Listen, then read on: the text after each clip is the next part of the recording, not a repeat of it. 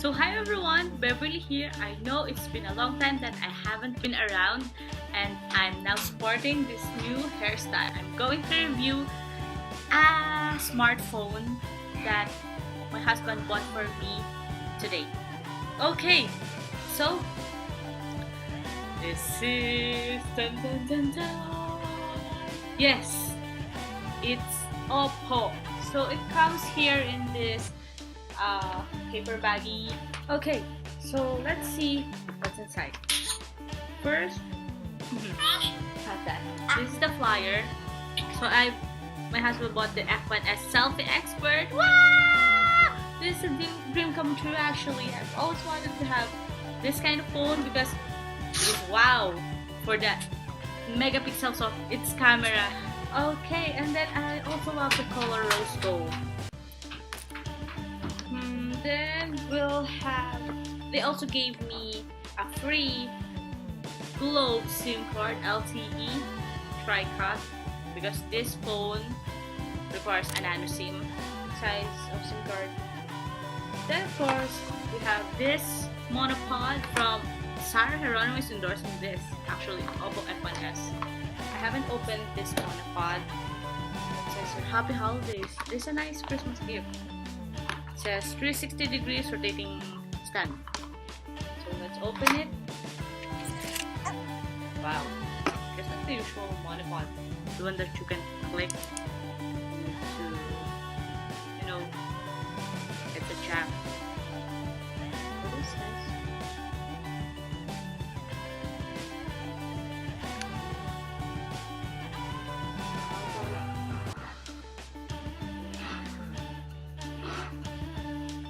What is 360? That's 360.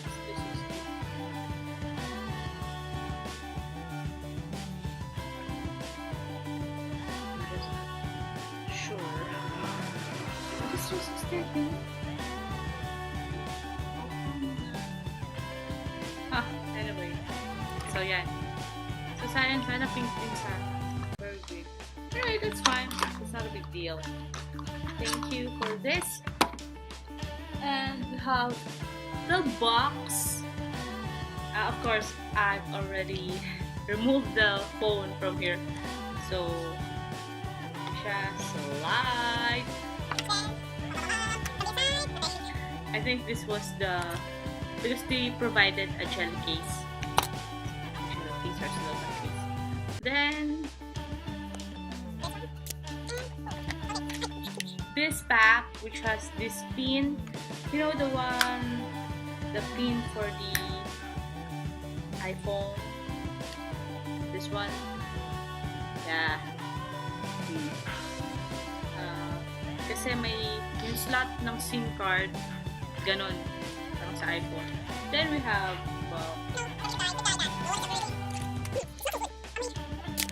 then from the inside, you can find there the charger. Ito. The usual charger, then the adapter for the charger, then the charging cable. Yeah, this is not like the USB Type-C for iPhone. Sana ginawa na nila micro USB. Type-C. See the difference. I have here Type-C for USB cable. Oh, yeah. Tingnan. Ano lang to? Mini USB. Okay. Kasi pag Type-C, reversible lang. So, sana gawa na lang gano'n kasi mauuso na ang Type-C. The headset.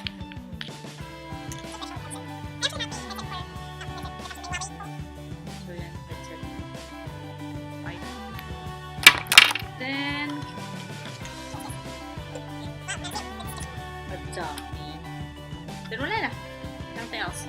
Then let's go to the phone itself. Actually, I already transferred all my files and installed many applications from here that I am usually using.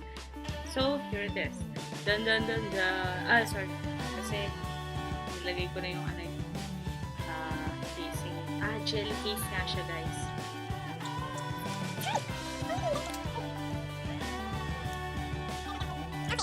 So, yeah. So, we have a clear plastic jelly case na walang, let's say na walang kwenta. Okay na rin yan. Kasama. Then, from the inside, so it's a, 5.5 inch Gorilla 4. Gorilla.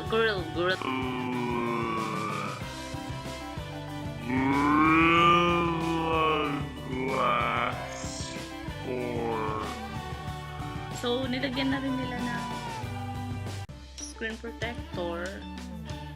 I believe this is not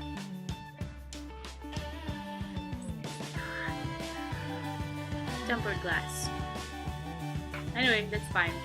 You have the front camera, which is 16 megapixels, and the back camera, which is 13 megapixels. So, it's quite big actually for me na hindi ko siya talaga with one hand. But it's fine.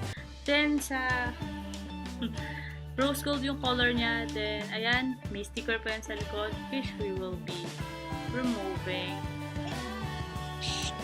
Of course, in every Oppo phone, nandyan yung brand name nila. Buti na lang, wala silang specs na nilagay dyan, unlike sa ibang, phone. So, actually, yung sure parang iPhone. Dito ka ni PS.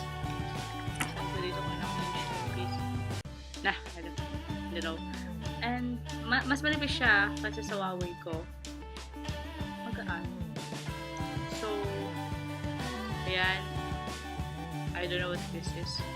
It's not microphone. Or maybe. Then we have the flash dyan. Dito yung slot ng SIM card. Tapos power button. And then may button dito para sa volume up and volume down.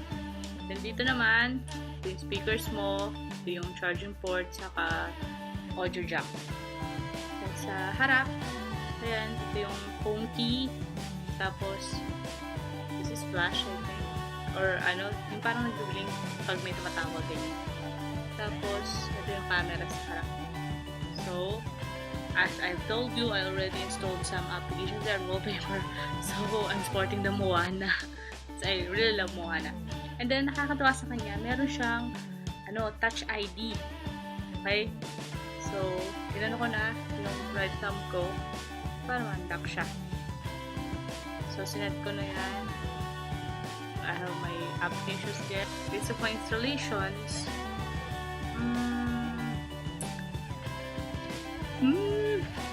may times kasi na naglalag siya. Especially kapag medyo mabigat na yung applications na nirarun ko. I don't know, mabigat ba yun? Kasi, or siguro naglo-loading lang. Iyaano ko pa siya. I-test ko pa talaga siya.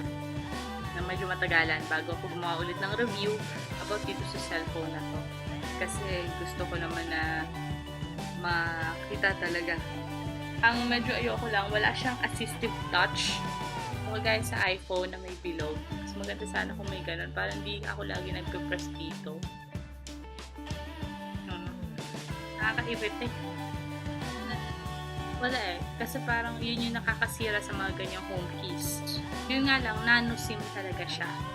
So, kailangan, kung yung SIM card mo is hindi naka-nano, ipapanano mo talaga. Okay? So, there it is. Our Oppo, brand new Oppo in rose gold. Na wala pa masyadong ek-ek. Yung softwares pa lang talaga nilagay ko. Pero pagdating sa mga casing and everything, wala pa ako masyadong nilagay. Okay, so I'm hoping na medyo okay ang performance nito for the whole week or the whole month. So, maganda kung whole month ko siya itetest talaga. Kung gaano katagal yung charging, sabi nila sa store, 2 hours ang initially ang charging ay niya ay 4 hours, pero after that 2 hours charging kasi ang battery niya ay nasa 3075 mAh. So, medyo malaki. Kaya matagal din mag-charge. Matagal din malobat din siguro. Depende siguro diba? Of course, depende siguro. So, there it is. Our Oppo F1S, the selfie expert phone. Hindi ko pa pala siya na-try mag-picture. Ang ginawa ko lang is puro installation lang ng application, saka share it, nag-transfer ako ng files ko. Wala. Anyway, that's it for today. Ciao!